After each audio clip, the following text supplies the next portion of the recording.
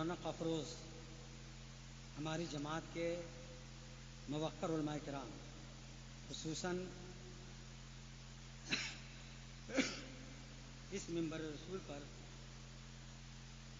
شہزادہ رسول علامہ مولانا سید گلزار صاحب، دیکھیے ان کو کیا حسن ہے، کیا جمال ہے، کیا رنگ و روپ ہے، کیا حسن ہے، کیا جمال ہے، کیا رنگ و روپ ہے، یہ بھیڑ میں بھی جائیں تو اکیلا دکھائی دے۔ چہرہ دیکھیے کیسا تابدار ہے، لگتا ہے کہ حسین کی تلوار ہے۔ واہ واہ واہ، سبحان اللہ سبحان اللہ۔ خدمت میں تمام اپنے علماء اہل سنت کی خدمت میں، اور یہاں جتنے سنی بیٹھے ہیں ان کی خدمت میں، لیکن السلام علیکم ورحمۃ اللہ وبرکاتہ۔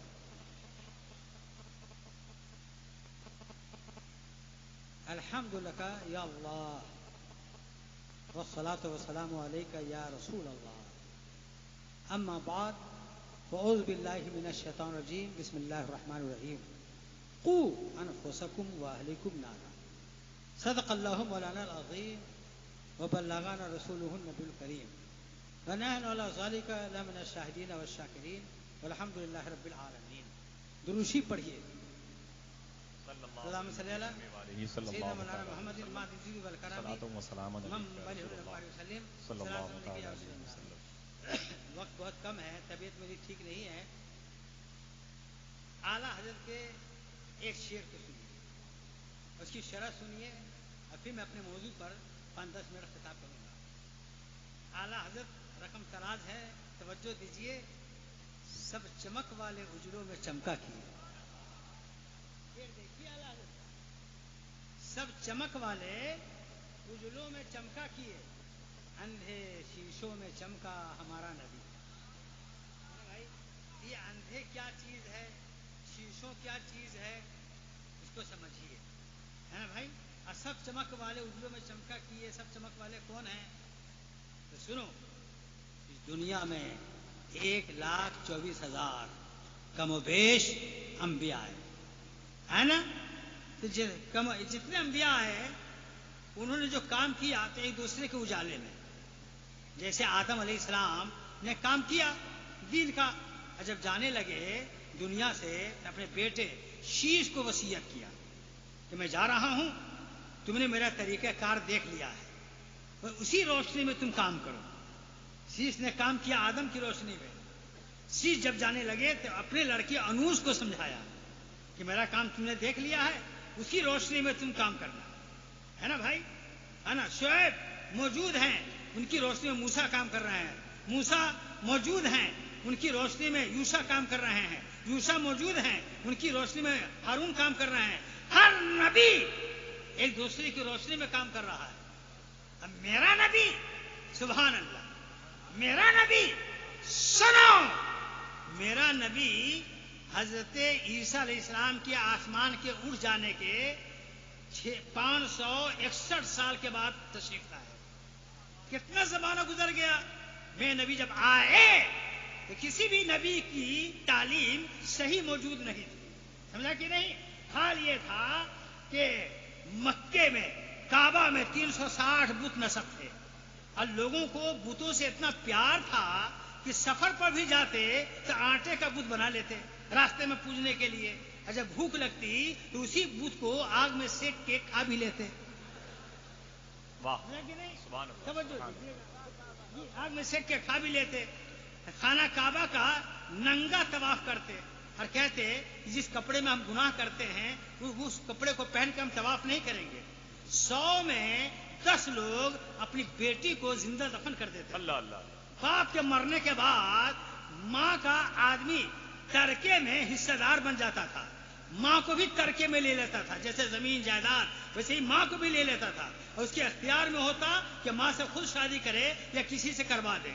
بتلائیے ذرا سا، میں نبی آئے تو کیسے ماحول میں آئے؟ اسی کی تصویر بریلی کے امام کھینچتے ہیں کہ سب چمک والے اجلوں میں چمکا کیے اور اندھے شیشوں میں چمکا ہمارا نبی۔ نعرہ تکبیر، نعرہ رسالت، فیضان سرکار مسولی شریف. واہ. جی لگائیے. بولو بھائی بات سمجھ آ رہی کہ نہیں؟ جی بات سمجھ آ رہی نا؟ ہاں تو ہمیں عنوان یہ دیا گیا ہے کہ وہابی دیوبندی جو دشمنان خدا رسول ہے ان کی بیٹی سے یا ان کے بیٹا سے شادی کرنا کیسا ہے؟ یہ کہنے کی بات ہے. حضور کی حدیث ہے یکون فی آخری زمان دجالون کذابون یاتونکم من الاحادیث بما لم تسمعوا انتم ولا اباؤکم، کہ آخری زمانے میں دجال پیدا ہوں گے، جھگڑالو اور کذاب، بہت بڑا جھوٹا. لیکن نہیں، یہ ایسی ایسی حدیث بیان کریں گے جس کو نہ تم نے سنا ہوگا نہ تمہارے باپ نے. کیا کہیں ہے نا بھائی؟ اب دیکھیے مثال کے طور پر تقویۃ الایمان میں اسماعیل دہلوی نے لکھا ہے کہ حضور فائدہ، حضور فرماتے ہیں کہ میں بھی ایک دن مر کر مٹی میں ملنے والا ہوں. حضور فرماتے ہیں دیکھیے یہ دجال ہیں، یہ کذاب ہیں. کہاں فرماتے ہیں حضور؟ جب جب مناظرہ ہوتا ہے تو ہم لوگ ان سے دلیل طلب کرتے ہیں. یہ حدیث دکھاؤ کہاں حضور نے فرمایا ہے کہ میں بھی ایک دن مر کر مٹی ملنے والا ہوں. جب ہم لوگ دلیل مانگتے ہیں تو یہ لوگ سر پر پاؤں رکھ کر کے بھاگ جاتے ہیں.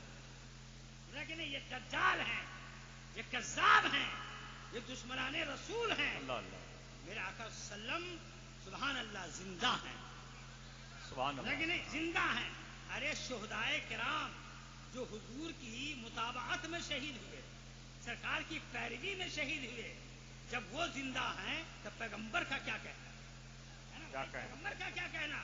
مگر ہاں ایک بات میں آپ کو کہہ دوں کہ قرآن میں صراحت کے ساتھ نبی کی زندگی کا بیان نہیں، صراحت کے ساتھ حدیث میں ہے، قرآن میں نہیں ہے. اس کی وجہ کیا ہے؟ اس کی وجہ یہ ہے کہ قرآن کا دستور ہے، قرآن کا قانون ہے، قرآن کا ضابطہ ہے کہ قرآن جب چھوٹی چیز کو بیان کر دیتا ہے تو بڑی کو چھوڑ دیتا ہے کہ چھوٹی سے بڑی کو سمجھ جاؤ. ہے نا بھائی؟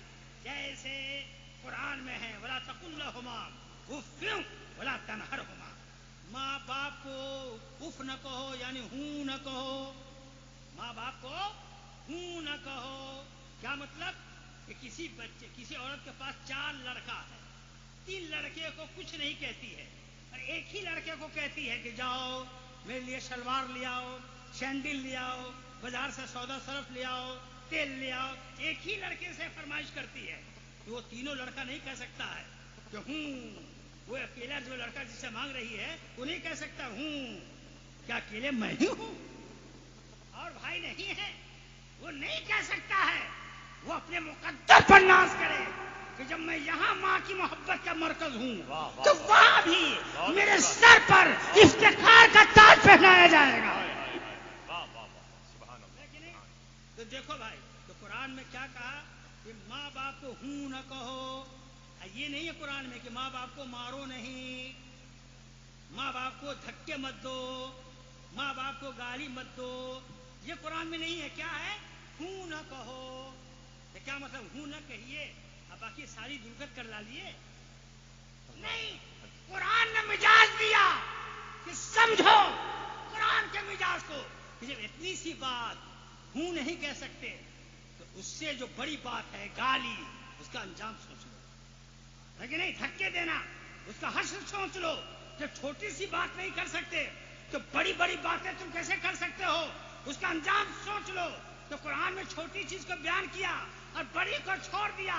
تو اسی طرح سے اللہ تعالیٰ نے ننھے علی اصغر کی زندگی کو بیان کیا، علی اکبر کی زندگی کو بیان کیا اور آپ کو ذہن دے دیا، مزاج دے دیا کہ سمجھو کہ چھوٹا چھوٹا بچہ نبی کے قدموں پر کھیلنے والا زندہ ہے تو سب سے بڑا پیغمبر مردہ کیسے ہو سکتا ہے؟ تو زندہ ہے واللہ، تو زندہ ہے واللہ، میرے چشم عالم سے چھپ جانے والے. ہائے ہائے ہائے. واہ واہ واہ. سبحان اللہ سبحان اللہ سبحان اللہ. واہ واہ واہ. بہت اچھے ماشاء اللہ. سبحان اللہ سبحان اللہ.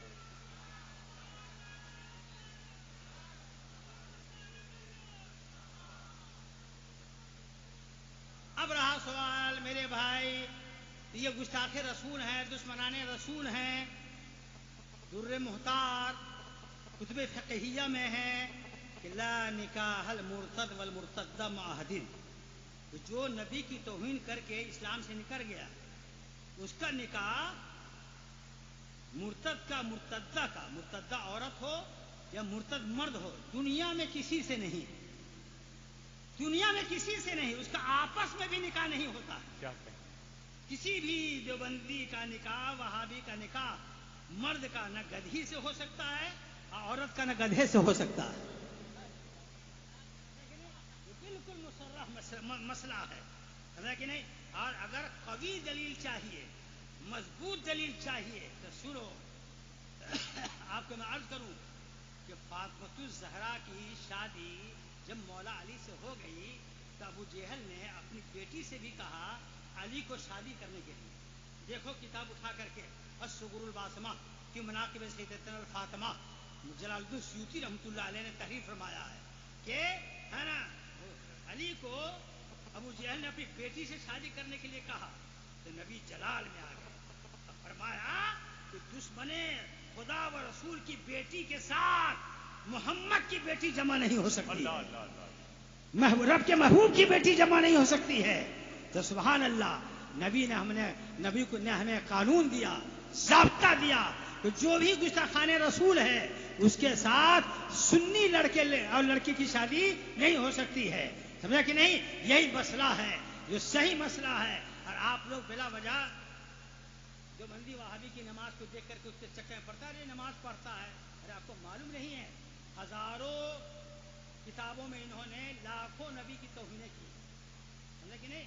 میرے آقا صلی اللہ علیہ وسلم کی بارگاہ میں ایمان لانے والوں میں نعرہ تکبیر، نعرہ رسالت، نعرہ رسالت صاحب سجادہ حضور سید گلزار میاں شاہ صاحب قبلہ، یہ آخری بات ہے، سن لیجیے. آمد حضور شہزادے حضور منان میاں شاہ صاحب قبلہ، خانواد اعلیٰ حضرت بریلی شریف آپ استقبال کر لیں. خانواد اعلیٰ حضرت مشائخ اہل سنت. میرے بھائی عرض کرنا ہے کہ میرے آقا صلی اللہ علیہ وسلم کی بارگاہ میں ایمان لانوں میں آدمی بھی، جن بھی، پری بھی. سمجھا کہ نہیں؟ ایک پری جو ہے حضور کی بارگاہ میں ایمان لائی، برابر حاضری دیتی رہی. ایک مرتبہ وہ ہندوستان آئی، کافی دن رہ گئی. جب واپس گئی تو میرے آقا نے فرمایا تم کافی دن کے بعد آئی ہو، کہاں تھی؟ اس نے کہا میرے ایک رشتہ دار کا انتقال ہندوستان میں ہو گیا، اسی کی تعزیت میں گئی تھی، زیادہ دن رہ گئی. اور حضور میں نے راستے میں ایک عجیب واقعہ دیکھا ہے، وہ یہ کہ جب میں آ رہی تھی تو دیکھا کہ پہاڑ پر ایک شیطان نماز پڑھ رہا ہے. تو میں نے پوچھا کہ اے شیطان تم کو نماز سے کیا مطلب؟ تاکہ نماز اس لیے پڑھ رہا ہوں تو ہو سکتا اللہ بخش دے. بس یہی شیطانی نماز دیوبندیوں کی ہے، وہابیوں کی ہے. شیطان آدم کی تعظیم کا اقرار نہیں کرے گا، آدم کی تعظیم کے انکار کا توبہ نہیں کرے گا، اس کی نماز نہیں.